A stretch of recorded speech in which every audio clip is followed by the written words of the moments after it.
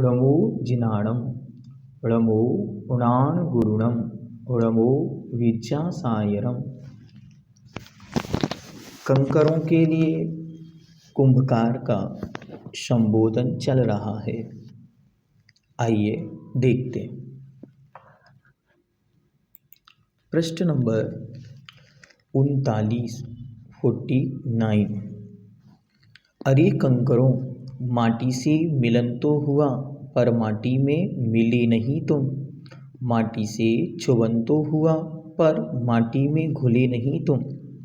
इतना ही नहीं, चलती चक्की में डालकर तुम्हें पीसने पर भी अपने गुणधर्म भूलते नहीं तुम।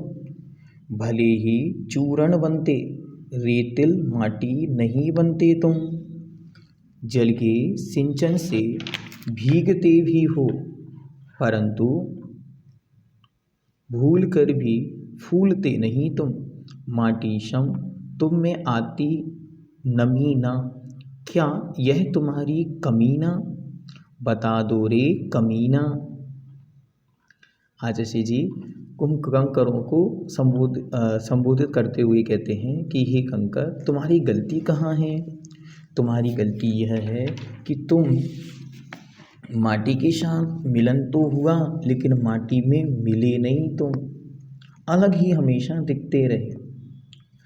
माटी से छुबन तो हुआ, अर्थात तुमने माटी को छुआ तो है लेकिन माटी में घुले नहीं तुम। अरे इतना ही नहीं, यदि चलती हुई चक्की में भी तुम्हें डालकर पीस लिया जाए तो पीसने पर तुम माटी नहीं बनते, तुम तो रेतिल चूर्ण बन जाते हो, जो क्या करता है, कसकसाहट, क्रिस्पना उत्पन्न करता है। और जल के सिंचन से भीगते भी हो परंतु फिर भी फूलते नहीं तुम। अरे पानी कोई डाल भी दे तो तुम क्या करते हो, भीगते हो लेकिन फूलते नहीं हो। माटी के समान तुम में नमी नहीं आती, माटी के समान तुम में एक मृदुता नहीं आती। यह तुम्हारा बहुत बड़ा कमी है। जैसे कहते बताओ, तुम स्वयं बताओ कि ये तुम्हारी कमी नहीं है, यदि है तो उसे स्वीकार करो। अरे कंकड़ों, थोड़ा तो विचार करो। वर्षों से माटी के साथ रहते आ रहे हो परंतु उसमें एक मेक नहीं हुए तुम। अपने अस्तित्व को पृथक ही बनाए हुए हो। माटी को छुआ पर माटी में घुल ना सके तुम। और इतना ही नहीं, चलती चक्की में डालकर पीसने पर भी तुमने अपने कठोर स्वभाव को नहीं छोड़ा।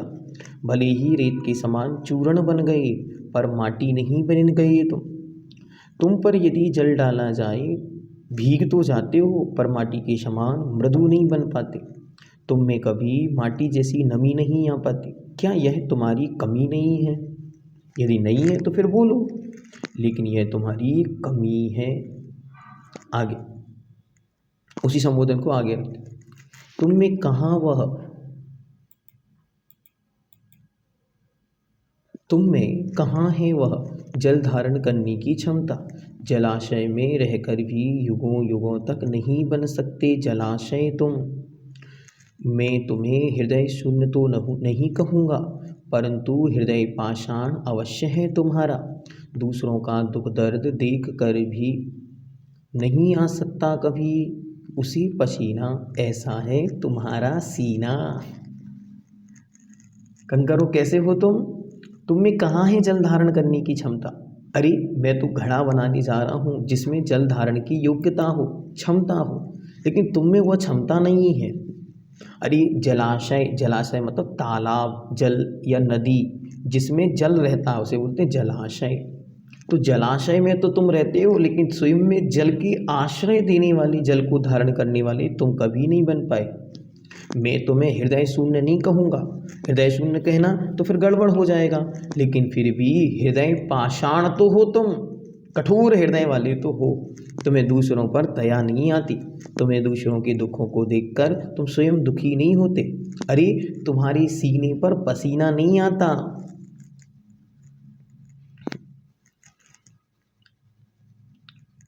और फिर तुम्हारे भीतर जल धारण करने की क्षमता कहाँ है?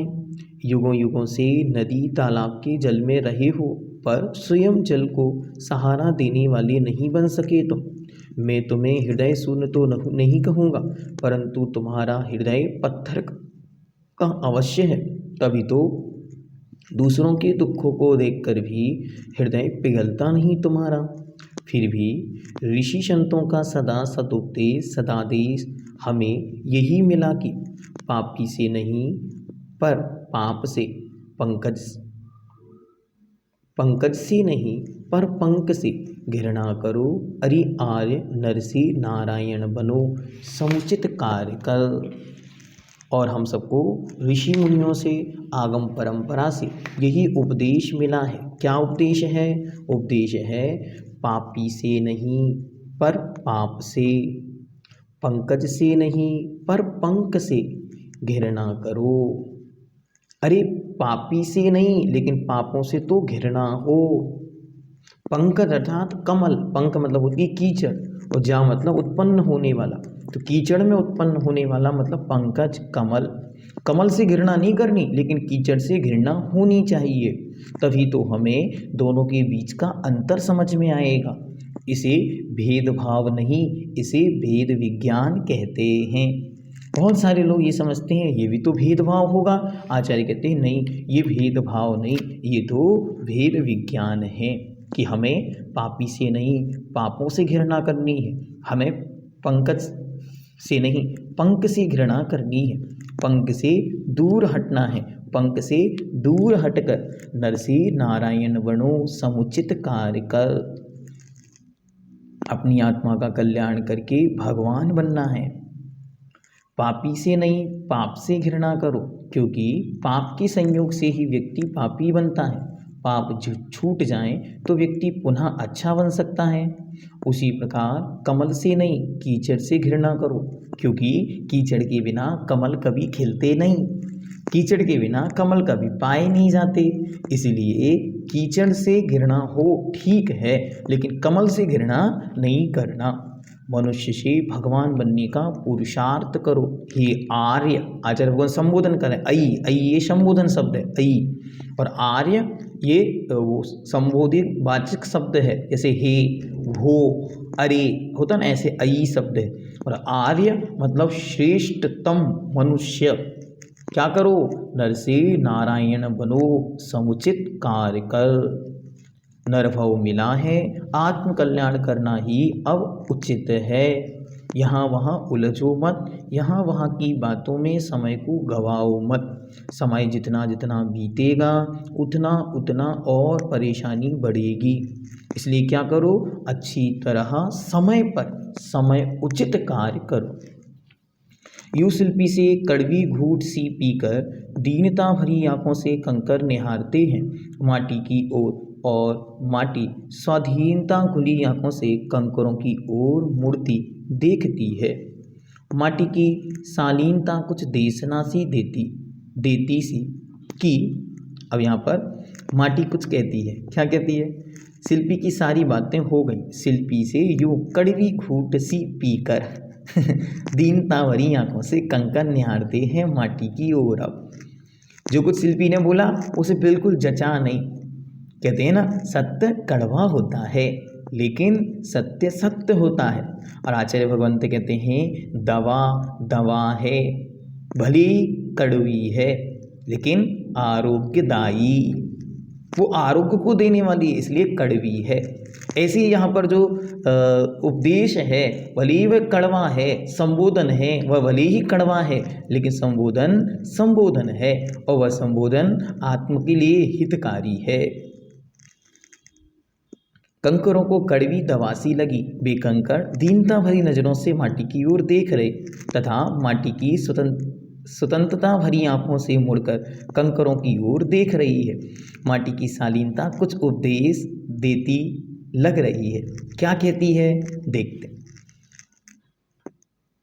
महासत्ता माँ की गवेषणा, समीचीन ऐषणा और संकीर्ण सत्ता की विवेचना अवश्य करना है तुम्हें।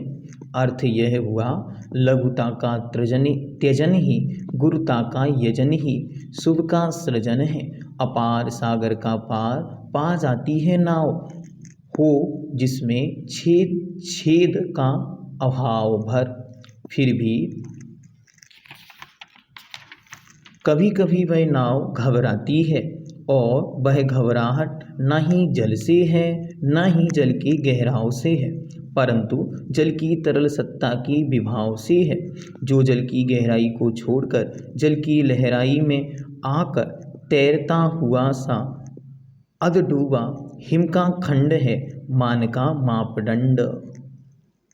बोल कुछ नहीं रही है, लेकिन उसे की एक विशालता को देखकर मानो उन्हें एहसास हो रहा है कि कुछ कहना ये चाह रही है। क्या कह रही है? तो कहती है कि देखो तो सुनो, क्या सुनाना चाहती है? महासत्ता माँ की गवेषणा, समीचीन ऐषणा और संकीर्ण सत्ता की विरेचना। अरे कंकरों, यदि तुम अपने जीवन को अच्छा बनाना चाहते हो तो तुम्हें महासत्ता माँ अर्थात सर्वव्यापक परमात्मा की खोज करनी होगी। महासत्ता की गवेषणा, गवेषणा मतलब होता है खोज करना। परमात्मा के स्वरूप को जानना होगा, ऐषणा मतलब होता है जानना। और संकीर्ण सत्ता की विरेचना, और जो संकीर्णताएं हैं, अपनी इच्छाएं हैं, उनको अच्छी तरह छोड़ना होगा। कितनी सुंदर अद्भुत शब्द हैं। पहले नंबर महासत्ता की गवेषणा अर्थात उन केवल ज्ञानी महाप्रभु परमात्मा की खोज करनी।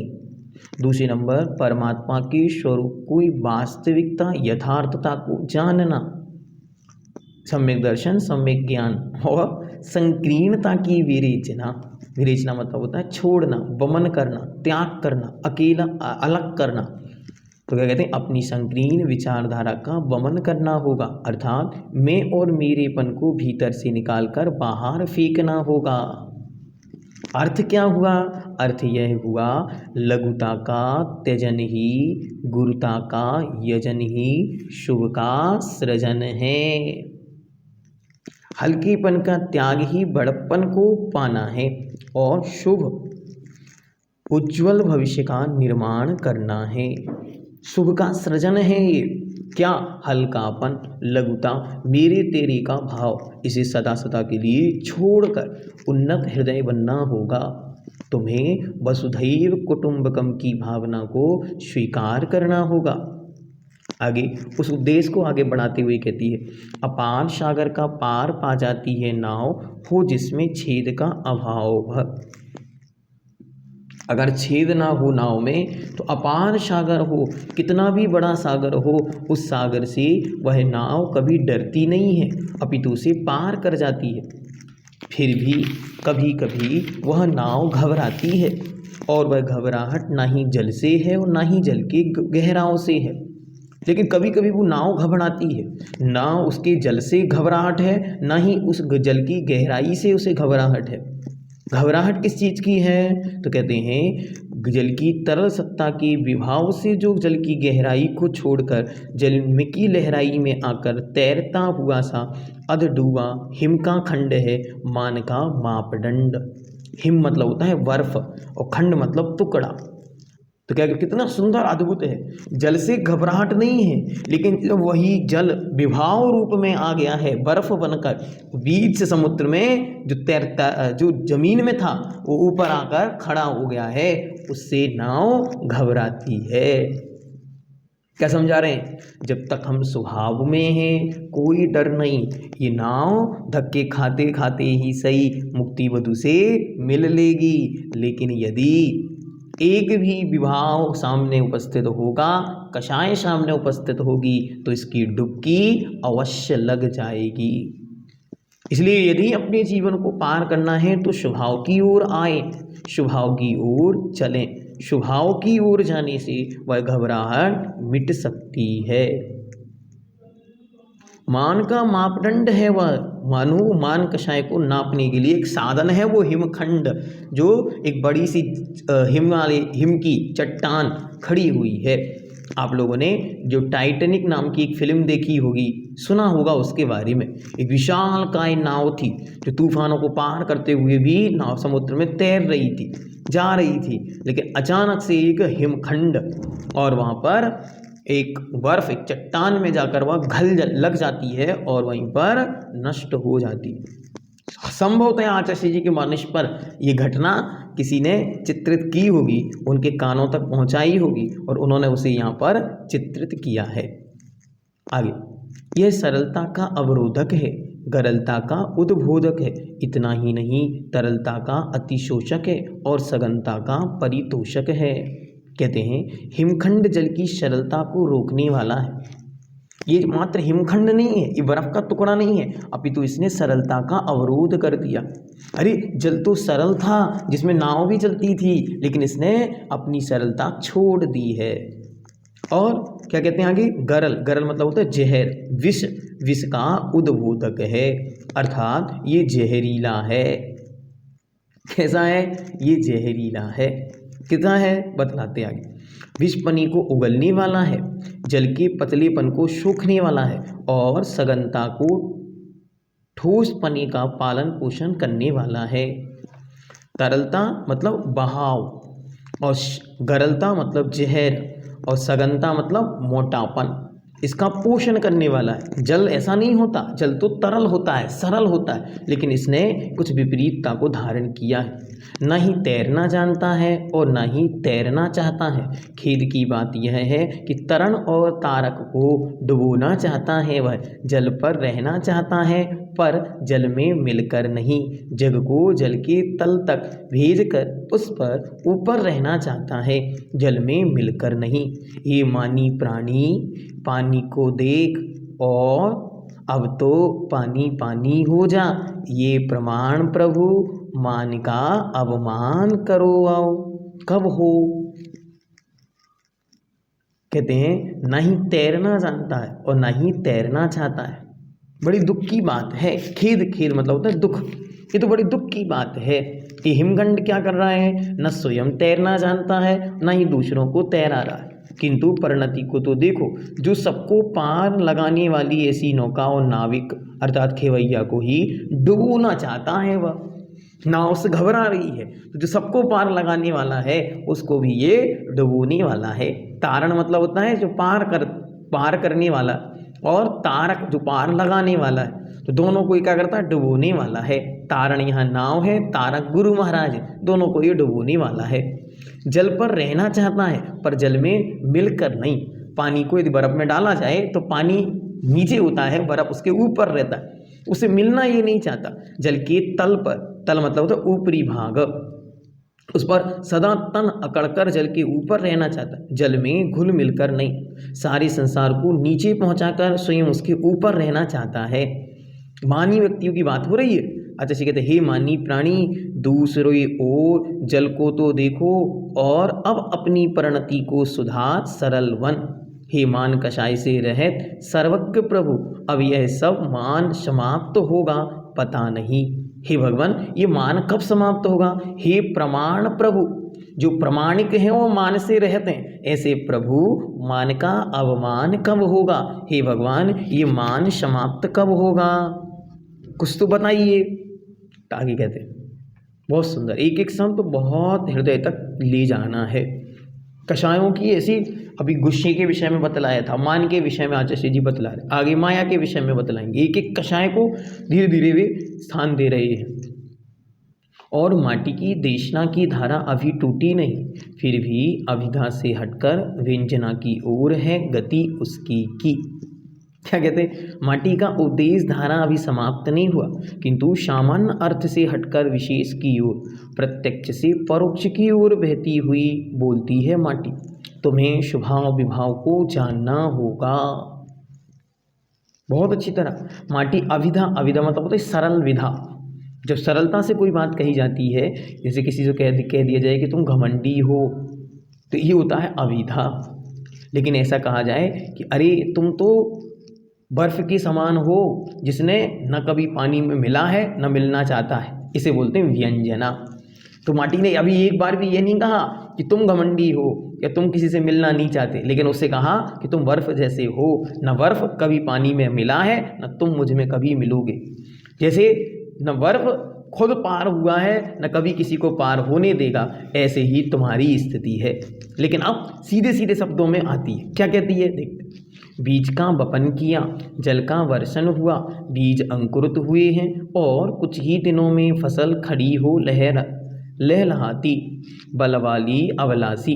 पर हिम ही नहीं, हिमानी लहर भी कुछ ही पलों में उस पकी फसल को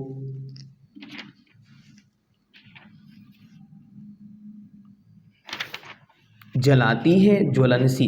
जल जीवन देता है, हिम जीवन लेता है। एक एक पंक्ति अंतरंग को छू रही है। कहाँ? स्वभाव जीने का काम कराता है पानी का, और वही क्या करता है, जब बर्फ का रूप धारण कर ले तो जलाता है। क्या कह रहे हैं फिर से देखो। बीज का वपन किया, जल का वर्षण हुआ, बीज अंकुरित हुए हैं और कुछ ही दिनों में फसल खड़ी हो लहलहाती, बाल वाली अवलासी। बहुत सुंदर फसल आती है कब? जब पानी का संस्पर्श अच्छी तरह मिलता है, बारिश अच्छी हो तो बहुत सुंदर फसल पकती है। लेकिन पकी पकी फसल पर हिम की नहीं, हिमानी लहर भी कुछ ही पलों में पकी फसल को जलाती है, पल भर में। अरे बर्फ नहीं गिरता, लेकिन बर्फ जैसी ठंडी, जिसे हमारे यहाँ तुषार कहते हैं, आपके यहाँ अलग अलग भाषाओं में अलग अलग शब्द उसके लिए प्रयोग होते हैं। साहित्यिक भाषा में उसे हिमानी लहर कहते हैं। हिमानी मतलब बर्फ से उत्पन्न हुई ठंडी ठंडी हवाएं। ये सुबह सुबह अभी वर्तमान में कोहरा आपको दिख रहा है, ये क्या करता है? ये फसलों को जला देता है। बचपन में हम लोग सुनते थे कि तुषार लग गया, तुषार लग गया, फसल नष्ट हो गई, तो समझ नहीं बैठता था। तो एक बार किसी व्यक्ति ने कहा कि हमारी फसल में तुषार लग गया, तो मैंने उससे कहा मुझे वो तुषार लगी फसल देखनी। तो उन्होंने कहा चलिए हमारे साथ चलना, हम दिखाएंगे। जब मैं गया तो मैंने देखा उस सारी की सारी फसल यूं मानो बिछ गई हो और काली काली हो गई। तो मैंने उनको पूछा, मैंने कहा यहाँ अग्नि लगी थी क्या? उन्होंने कहा अग्नि नहीं थी, ये तो बर्फ के कारण जल गई। पूरी बड़ा आश्चर्य हुआ कि बर्फ भी जलाता है। उन्होंने कहा अगर प्रैक्टिकल करना हो तो करके देखो, बर्फ को हाथ पे यूँ रखो, घिसते जाओ घिसते जाओ घिसते जाओ, इतनी जोर से उसे घिस दो तो यहाँ पर लाल लाल निशान बन जाएंगे। जो बर्फ शीतलता देता है वही बर्फ जला देता है। ये क्या है? स्वभाव से विभाव की परिणति है, कषायों की उपस्थिति है। कषायों की मौजूदगी में स्वभाव भूलकर विभाव की ओर चले जाते हैं, उस पकी फसल को जलाती है। ज्वलनशील, जल जीवन देता है, हिम जीवन लेता है। आगे, स्वभाव और विभाव में यही अंतर है, यही संतों का कहना है। जो जग जीवन वेदता है उसे यही फलित होता है कि भले ही हिम की बाहरी त्वचा शीतल शीला हो, परंतु भीतर से हिम में शीतलता नहीं रही, अब उसमें ज्वलनशीलता उदित हुई है अवश्य। अन्यथा जिसे प्यास लगी हो, उस जिसका कंठ सूख रहा हो और जिसकी आंखें जल रही हो, वह जल्दी जल्दी से उन पीड़ाओं की मुक्ति के लिए जल के बदले में हिम की डली खा लेता, परंतु उल्टी। कसकर प्यास बढ़ती क्यों, नाक से नक्की निकलती क्यों? क्या आचार्य जी एक एक उदाहरण देते हैं, कहते हैं स्वभाव और विभाव में महान अंतर है। यही तो संतों का कहना है। जो जग जीवन वेदता हैं, जो जीवन के दर्शन को बतलाने वाले हैं, जो लाइफ पर बोलने वाले हैं, वो लाइफ गुरु, लाइफ मैनेजमेंट गुरु आपको बतला रहे हैं कि स्वभाव और विभाव में कितना अंतर है। एक तरफ तो जल का स्वभाव है तो प्यास बुझाता है, एक तरफ बर्फ पीने वाला खाने वाला क्या है? कहते हैं भले ही हिम की बाहरी त्वचा शीतल शीला हो, बहुत बाहर से ठंडा ठंडा है, परंतु हिम में शीतलता नहीं रही, अब उसमें ज्वलनशीलता उदित हुई है अवश्य। अन्यथा जिसे प्यास लगी हो, जिसका कंठ सूख रहा हो और जिसकी आंखें जल रही हों, वह जल्दी जल्दी से उन पीड़ाओं की मुक्ति के लिए जल के बदले में हिम की डली खा लेता है। मानो किसी को प्यास लगी है और एकदम से बर्फ मिल जाए तो बर्फ खा ले, लेकिन खाने के बाद क्या होता है? उल्टी कसकर प्यास बढ़ती है और नाक से नक्की क्यों निकलती है। ज़्यादा होगा तो नाक और फूट जाएगी। यही तो विभाव की सफलता है और स्वभाव भाव की विकलता है। विकलता मतलब असफलता। इतना होने पर भी जलीय जल सत्ता माँ महासत्ता हिमखंड को डुबोती नहीं, इसमें क्या राज है। एक सहज प्रश्न है। अरे अगर जल कण से ही ये बनी हुई है तो जल की जो महासत्ता सागर है वो इस हिमखंड को डुबोता क्यों नहीं है। अरे अपने में समा लेना तो कुछ कर ही नहीं पाएगा ये गड़बड़ी। तो कहते हैं इसमें भी कोई राज है। क्या राज है बतला। ऐसा लगता है कि माँ की ममता है यह संतान के प्रति, वंश अंश के प्रति ऐसा कदम नहीं उठा सकती कभी भूल कर भी। सब कुछ कष्टभार अपने ऊपर ही उठा लेती है और भीतर ही भीतर चुप बिठा लेती है। पंक्तियों में जादू है। कह रहे हैं कि वो माँ है जलीय सत्ता, क्योंकि उस जल से ही इस बर्फ का निर्माण हुआ है, इसलिए अपने ही वंश के व्यक्ति को डुबो नहीं सकती। यही तो माँ का स्वभाव है। और माँ अपनी ही वंश के अपने ही अंश मतलब स्वयं से उत्पन्न हुई ये संतान को कभी भी कष्ट नहीं दे सकती, इसलिए वो माँ चुपचाप शांति के साथ बैठ गई है, कुछ कह नहीं रही है, एकदम शांत है। माना पृथकवाद का आविर्भाव हुआ होना मान का ही फलदान है। साथ ही साथ यह बात भी नकारी नहीं जा सकती कि मान का अत्यंत वो ना होना मान का अवसान सा लगता है, परंतु भावी बहुमान हेतु। तो कहते हैं ऐसा नहीं है कि मान समाप्त होने वाला है, मान के साथ कुछ उल्टा है। क्या है। कहते हैं माटी की बात सुनकर कंकरों की ओर से व्यंग्यात्मक तरंग आई कि हम मानते हैं कि आपने आपको सबसे अलग दिखाने की भावना का उत्पन्न होना मान कषाय का ही प्रतिफल है। पृथकवाद का अविर निर्माण मतलब अपने आप को अलग दिखाने की जो चाहत है वह तो मान का ही फलदान है, मान का ही एक प्रकार से प्रतिफल है।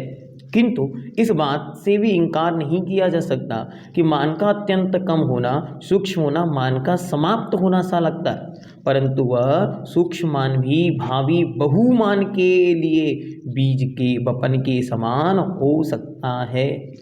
लग रहा है कि इनका मान कम हो गया है, लेकिन वास्तविकता में तो वह बहुत सारे मान की स्थापना बीज बो दिए। अब वो मान कम पड़कर प्रभावशाली होकर सामने दिखेगा। इसलिए मान कम है ऐसा नहीं मानना, वह मान का बोना यानी वपन भी हो सकता है। यूं बीच में ही कंकरों की ओर से व्यंग्यात्मक तरंग आई और संग की संगति से अछूती माटी के अंग को भी नहीं सीधा जा सकता, सीधा जाकर अंतरंग को भी छूती है। वह कंकरों की तरंग की तुरंत ही नहीं धृष्टता हुई। भूल क्षम्य हो माँ, यह प्रसंग आपके विषय में घटित नहीं होता। और कंकरों का दल रो पड़ा, फिर प्रार्थना के रूप में ओ मानातीत मार्दव मूर्ति माटी माँ, एक मंत्र दो इसे, इससे कि यह हीरा बने और खरा बने कंचन सा। कंकरों की प्रार्थना सुनकर माटी की मुस्कान मुखरित होती है कि संयम की राह चलो, राही बनना ही तो हीरा बनना है। स्वयं विलोम रूप से स्वयं राही शब्द ही विलोम रूप से कह रहा है राही हीरा, राही हीरा। इतना कठोर बनना होगा कि तन और मन को तप की आग में तपा तपा कर जला जला कर राख करना होगा। यत्ना घोर करना होगा, कब तभी कहीं चेतन आत्मा खरा उतरेगा। खरा शब्द भी स्वयं विलोम रूप से कह रहा है राख बनी बिना खरा दर्शन कहाँ। राख खारा, राख खारा। और आशीष के हाथ उठती सी माटी की मुद्रा उदार समुद्रा। माटी एक एक शब्द स्मूक माटी का अद्भुत है।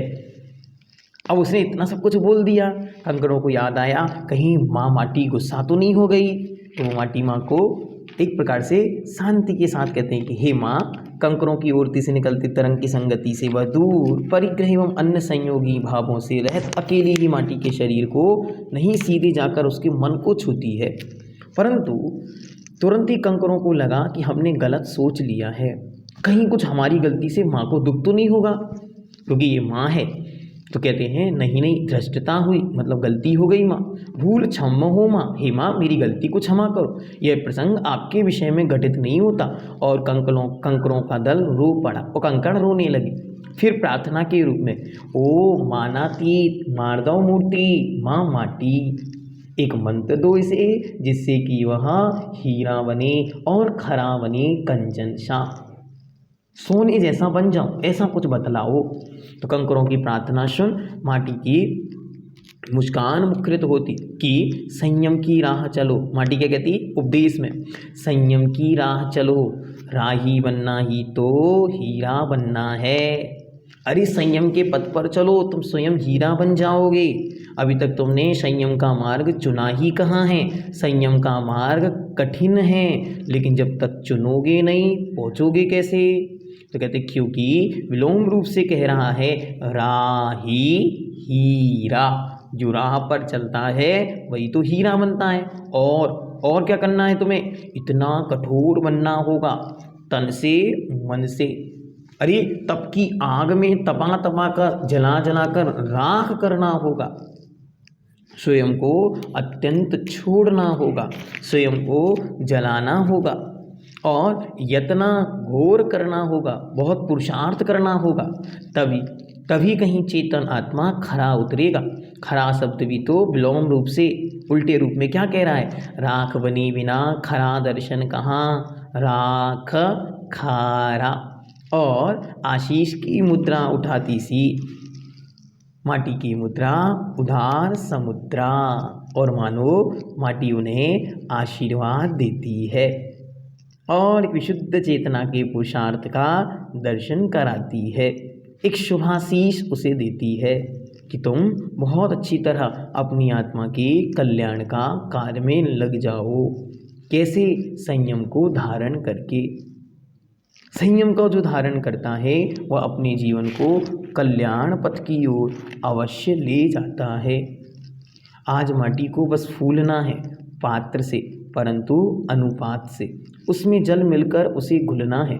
बस आज माटी को बस फुलाना है। क्रमशः कम कम कर बीते क्षणों को, पुराने पलों को बस भुलाना है। आज माटी को बस फुलाना है और उन क्षणों में नवनूतन बस बुलाना है। आज माटी को बस फुलाना है। आज क्या होने वाला है, आज माटी का एक नया जीवन शुरू होगा।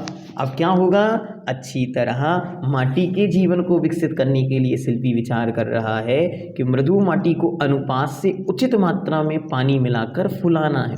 अनुपात मतलब होता है सही मात्रा, अच्छा पानी मिलेगा सही मात्रा में मिलेगा तो क्या होगा, जल में माटी को घुलाना है और क्रम से दुखों के क्षण, पुरानी बातों को माटी भूल जाए और उसके कण कण में प्रतिपल में नयापन आ जाए। अभी माटी कैसी कठोर है, उसे और मृदु होना है। मृदु कैसे होगी, पुराने स्वभावों को छोड़कर, पुरानी बातों को भुलाकर कुछ नयापन उसमें लाना, ऐसा पुरुषार्थ करना है। आज माटी को फुलाना है, अर्थात आज माटी का कुछ नयापन देखने में आना है। अब माटी को फुलाना है तो कुछ सामग्री की आवश्यकता पड़ेगी, वो है पानी। पानीपन कहाँ से आएगा, कैसे आएगा, इसमें आचार्य महाराज एक अहिंसा का सर्वोपरि उपदेश यहाँ पर प्रकट करें। आइए देखते हैं।